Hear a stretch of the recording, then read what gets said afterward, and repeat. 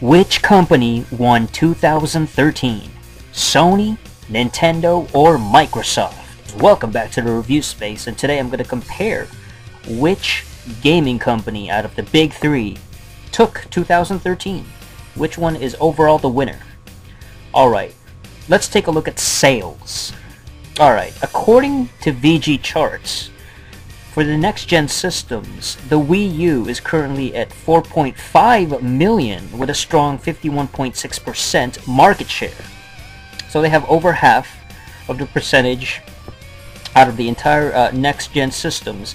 Xbox One has about 21.1%, while PS4 is at around 27.3%. And Xbox One and PS4 are relatively close to each other, but the Wii U still has a 4.5 million, and they're technically still in the lead.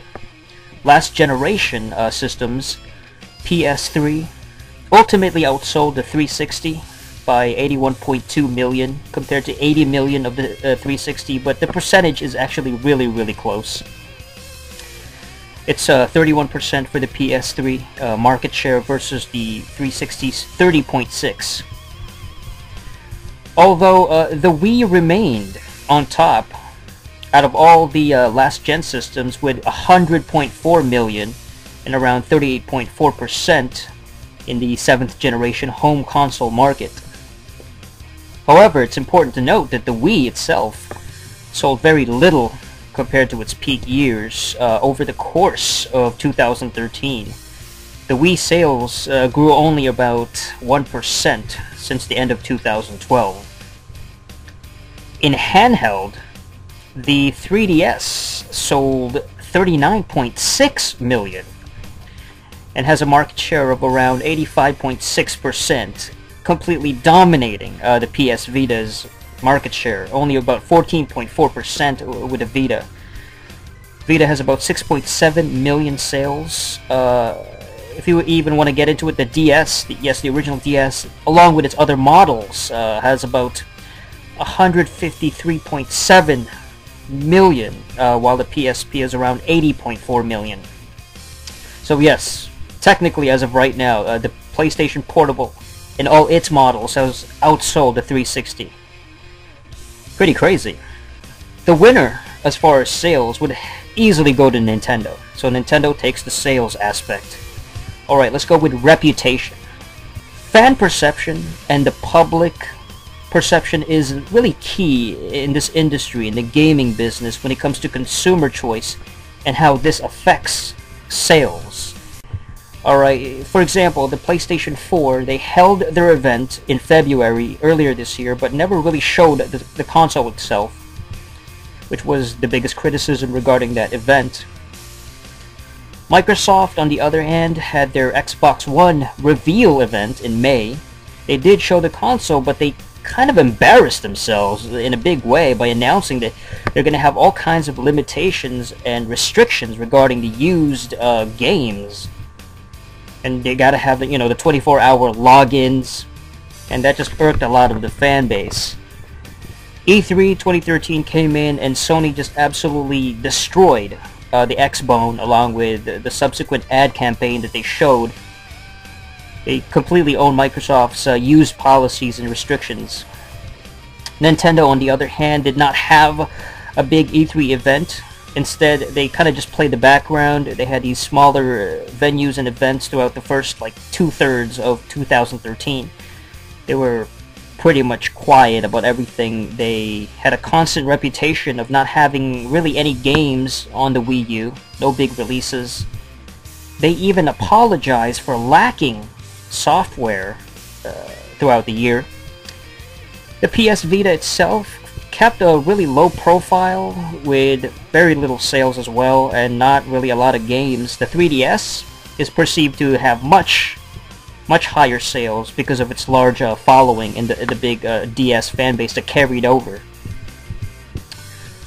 They also released a 2DS, which kind of made people think, not a big deal, the 2DS, not really something that most people want to get, but it is an option, and they removed the 3D function, which might be a sign of things to come regarding the 3D feature.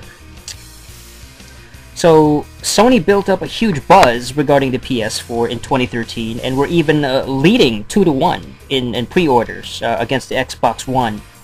So that shows you how much people wanted the PS4 more than the XBO. But after the release and post-release, a small percentage of hardware issues and failure rates on both systems affected the fan perception again on both sides. Nintendo regaining some fans and some hype because all of these failure rates, and they drew attention on the Wii U again because of its perceived reliability, and the upcoming games, less failure rates, and so on and so forth. The winner overall in terms of fan perception would definitely have to go to Sony.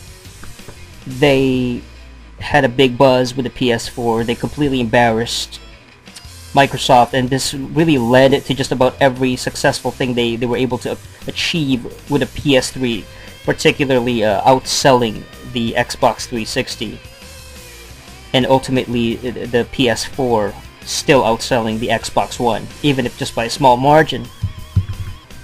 Games. This is probably the most important thing. Well, it is the most important thing. Which one had the best library of titles this year? Alright, starting off with the PS3, we had Grand Theft Auto 5, which has a strong 97 on Metacritic.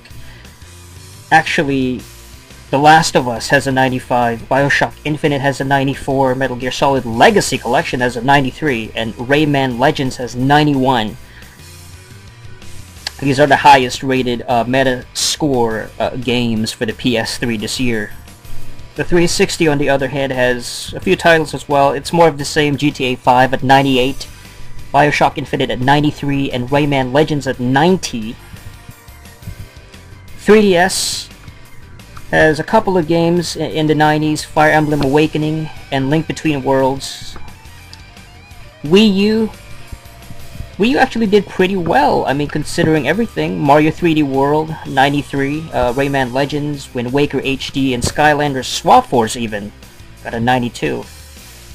So very strong games in the 90s, although some of these, obviously their Metascore, the user score will be a little bit different.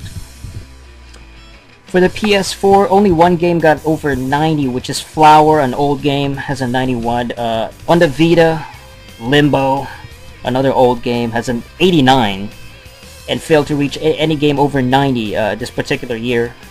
Not a good year for the Vita. And Xbox One has has no 90 either. Nothing in 90s. FIFA 14, 88. That's the highest. And overall, the winner would have to be the PS3 as far as the gaming aspect of it. It's the system with the best games, the highest rated games, and if I had to pick overall the winner between all the entire thing, Sony, Nintendo, or Microsoft, the winner would have to be Sony. They were able to outsell the Xbox One. They were able to outsell the 360, their main competition. And even though Nintendo is still the highest selling out of all the generations, Sony is doing really well, and the quality of their games, the reception. So the best company, or I would say the winner, would have to be Sony, and the best system of 2013 would be the PS3. Yes, the PlayStation 3, the last gen, 7th generation. This is the winner of 2013. Besides everything else beyond all the next gen systems, the Wii U, everything, PS3 is the way to go. It is the best system of the year for more bang for your buck. The cheapest price, the most affordable system. It's very affordable at this day and age as far as the quality, the library, the amount of titles available on it, the controller, the features, the media capabilities, movie playback, everything. PS3 is the way to go. This is probably the final hurrah, great year of the PS3. It's kind of like in 2006 when the PS2 was still like the most dominant system as far as overall quality. It takes me back to that time, like 7+ years ago when PS2 was still on top. More value, more bang for your buck. It's the best value for your money right now as far as gaming is concerned. It has the fewest failure rates, you know, compared to like the 360's Red Ring of Death and all that. It did really well. I think the PS3 is still kicking ass. That's the one to get. You know, it's got all the games, the multi-plats, everything. Fighting games, shooters, RPGs, fucking action games. I mean, that's the one to get. And it's the winner of 2013.